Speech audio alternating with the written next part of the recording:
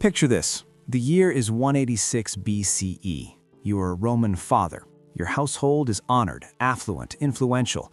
You have secured a flawless marriage for your daughter. She's 16, graceful, educated, everything a Roman bride was meant to be.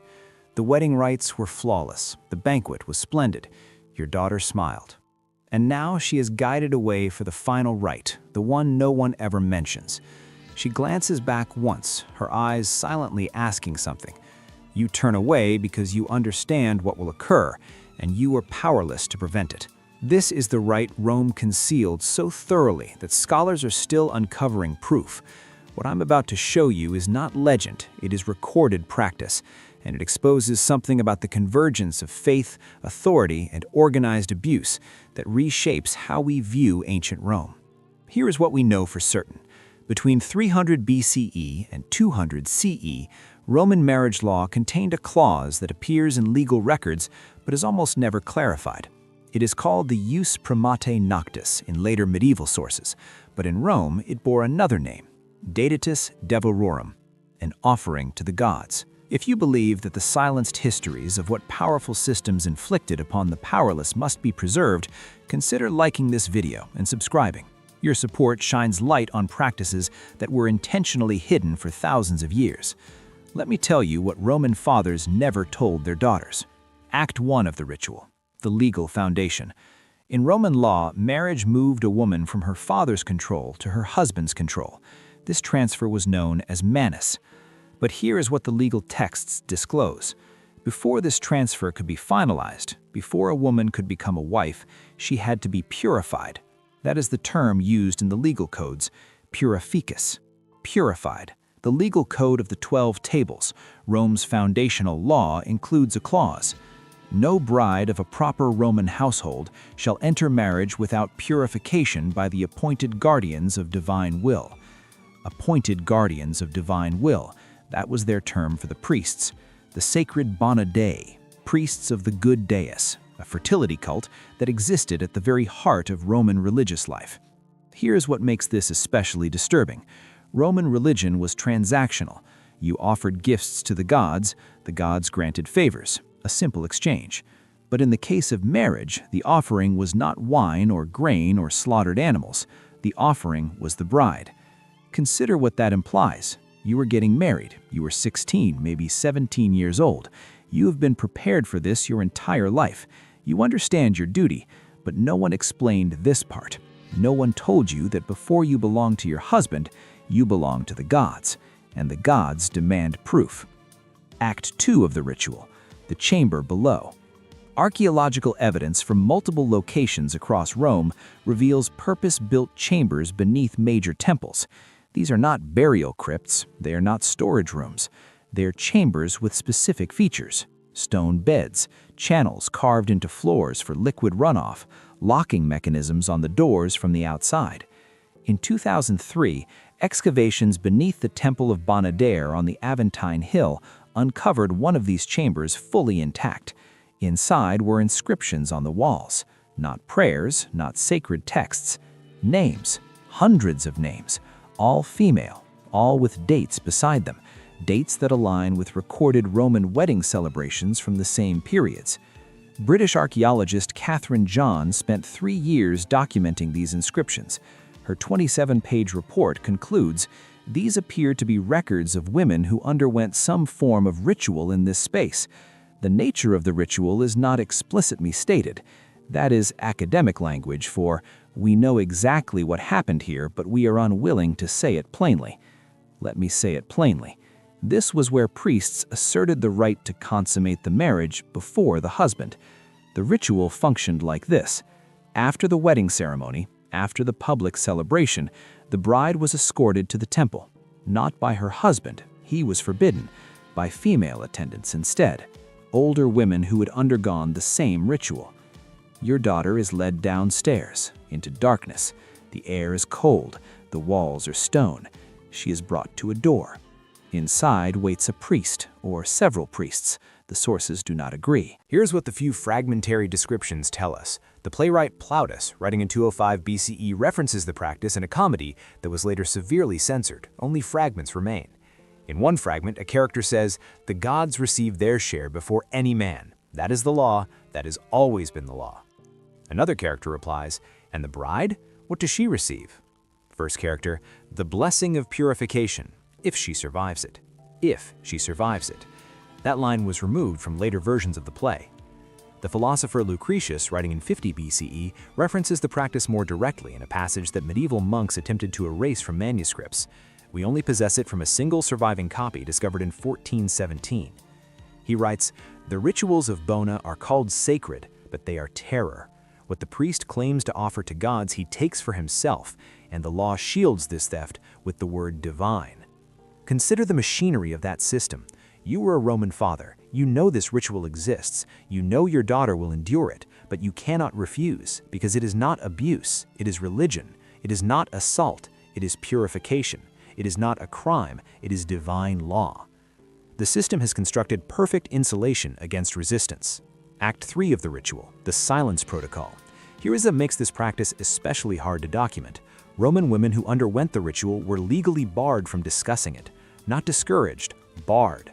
The Lex Vaconia, a law passed in 169 BCE, includes a provision about religious silence. Women who revealed mysteries of the sacred rites could be charged with impiety, punished with exile or death. This is why the historical record is so fragmentary. The victims were legally silent, the perpetrators called it sacred, and the only men who wrote history were either participants or beneficiaries of the system. But here is what patriarchy never understands about silencing victims. Silence is not the same as forgetting, and sometimes people discover ways to speak without using words. In the 1920s, archaeologists excavating a villa in Pompeii uncovered a room that had been sealed, not by volcanic ash. It had been intentionally walled off before the eruption. Inside was a fresco. It depicted a wedding scene, standard Roman imagery, except for one detail. In the background, barely noticeable, a woman being led downward by robed figures, her face turned back, her hand reaching toward a man who was not following. The archaeologist who found it wrote, "The technical skill of this image is extraordinary. The hidden woman's face is rendered with more care and detail than the central wedding couple. Someone wanted this remembered. They concealed it in a sealed room, hoping it would endure. It did, for 2,000 years." Think about the person who painted that. They knew they could not speak about the ritual openly, that was forbidden, but they could paint it, hide it, and hope someone one day would see. That is not passive acceptance. That is testimony by a survivor who understood the system would attempt to erase what occurred. If this moment in history does not disturb you enough to seek more, you may be missing the lesson our ancestors risked everything to preserve. Act 4 of the ritual, the aftermath protocol. After the ritual, the bride was returned to the wedding celebration. Hours had passed, sometimes an entire day. Roman wedding customs included a strange detail that long confused historians. The bride appeared before her new husband wearing a veil known as a flammeum. This veil was never removed during the wedding. Never. The husband consummated the marriage with his bride still veiled. For centuries, scholars believed this represented modesty, Roman virtue, proper conduct. Then, feminist historian Amy Richlin examined medical texts from the period. Roman physician Soranus, writing in the 2nd century CE, notes in a medical treatise that brides often showed signs of recent injury on their wedding night. He advises, "The veil serves a double purpose. It preserves modesty, and it prevents the husband from observing evidence of the purification ritual, which might provoke improper questions." It prevents the husband from observing evidence. Read that again. The veil was not modesty, it concealed evidence of abuse, so the husband would not know his bride had already been violated. The entire system was built to maintain the lie. The bride could not speak of it, that was illegal. Physical evidence was hidden, that was tradition. And if she showed distress, trauma, fear, that was expected. She was a virgin, of course she was afraid. The machinery of silence was complete. Act 5 of the ritual, the breaking point. Here is where the historical record turns explosive. In 186 BCE, something occurred that threatened to expose the entire system. A Roman woman named Hispala Ficenia went before the consul and revealed details about the Bacchanalia, secret religious rites that had been operating in Rome for decades. Her testimony, recorded by the historian Livy, described systematic sexual abuse disguised as sacred ritual. young men and women taken into underground chambers, violated by priests, silenced by religious law. The Roman Senate was shocked. They launched an inquiry, they arrested priests, they shut down the Bacchanalia, they executed its leaders. But here is what matters. During that investigation, several women attempted to present testimony about the marriage purification ritual. The Senate refused to hear it. According to Livy, the consul Spurius Postumius declared, "The Bacchanalia are foreign corruptions, but the rites of Bona Dea are Roman tradition. We do not investigate tradition. We do not investigate tradition." That is how systems of abuse endure, by naming themselves tradition, by claiming age as legitimacy, by insisting that because something has always been done, it must be sacred rather than criminal. The women who tried to testify were warned to remain silent or face charges of impiety, but not all obeyed. One woman, her name unrecorded, refused. She stood in the forum and described what happened to her in the chamber beneath the temple. She was arrested within hours, charged with impiety and public obscenity. She was exiled to Sicily. Forbidden from ever returning to Rome or speaking to Roman citizens, she vanished from history. But something survived. A graffiti inscription discovered in 1964 near the Roman Forum. It dates to approximately 180 BCE, 6 years after the Bacchanalia scandal. It reads in rough Latin, "Tradition is what monsters call their crimes when no one stops them." Someone carved that into stone at the heart of Rome's power. Someone risked everything to leave that message, hoping someone one day would read it and understand. Now let me tell you what Rome could not fully erase. The ritual continued for centuries, but it changed. By 100 BCE, wealthy families found a solution. Instead of forcing their daughters to undergo the ritual with priests, they paid vast bribes for a symbolic purification, a ceremony without the chamber, without the assault. Religion performed properly, they argued, simply by different means. The priests accepted those bribes. Of course they did, because it was never truly about religion. It was about power.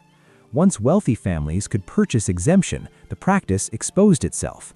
It was a system created to let powerful men violate vulnerable women with legal immunity. Nothing more.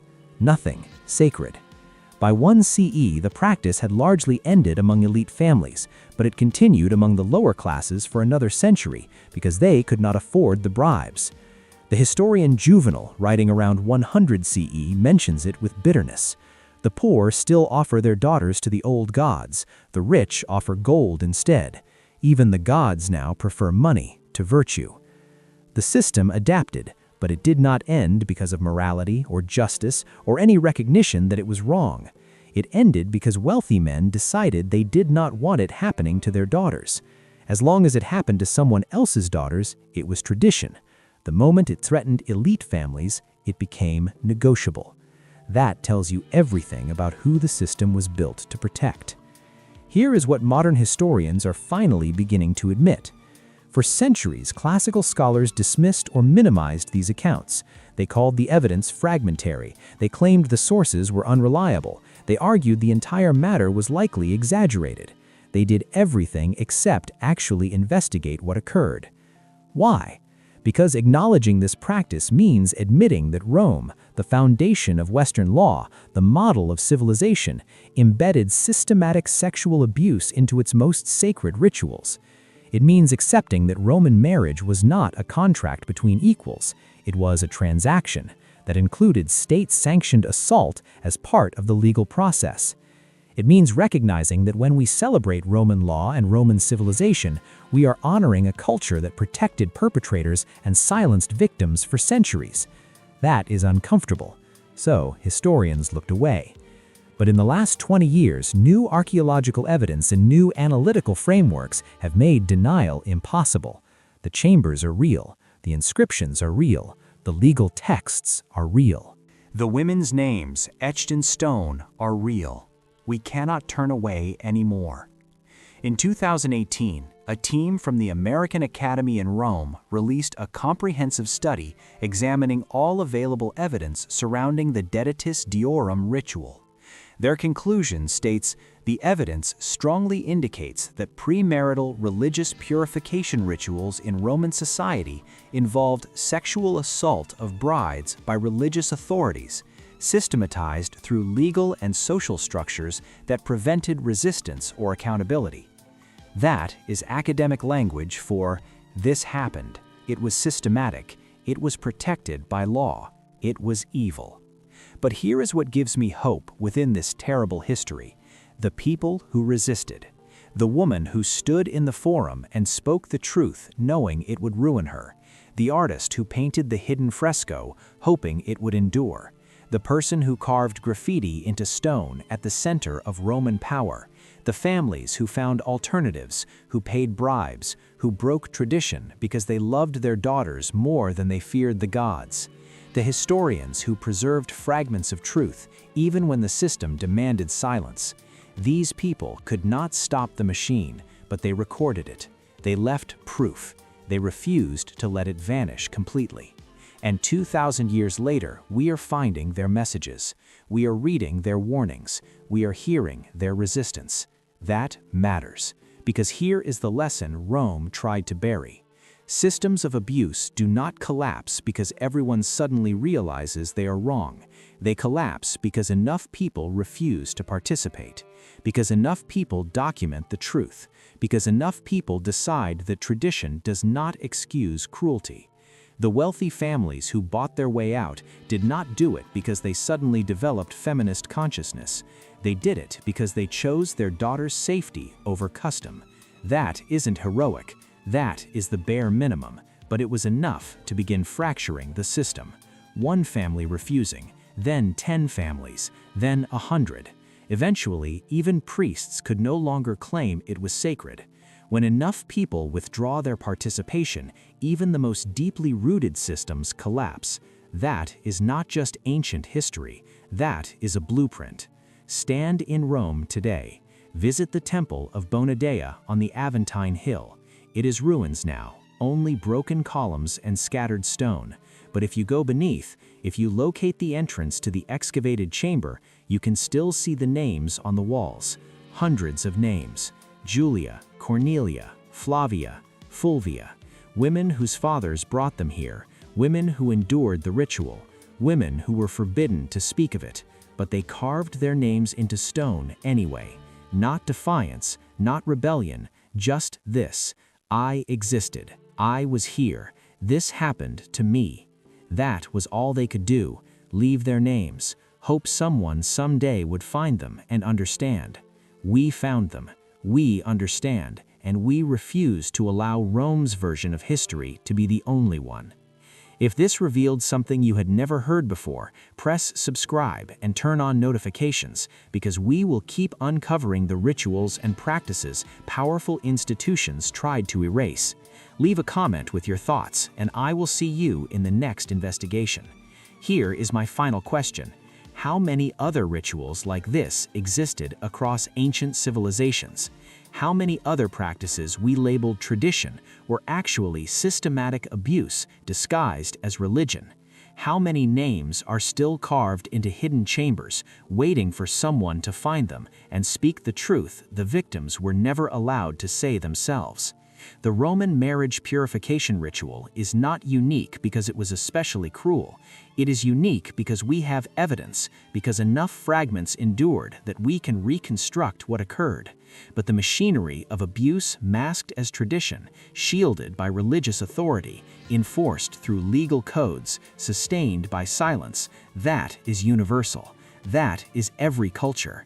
That is human history. The question is not whether it happened. The question is, are we brave enough to examine our own traditions? Are we willing to look at practices we are told are sacred and ask whether they are actually moral? Are we strong enough to name abuse even when it wears religious clothing? Rome could not answer those questions honestly. Can we? The names are still on the walls, waiting for justice, waiting for recognition, waiting for someone to finally say, "This was wrong. This should never have happened, and we will remember you."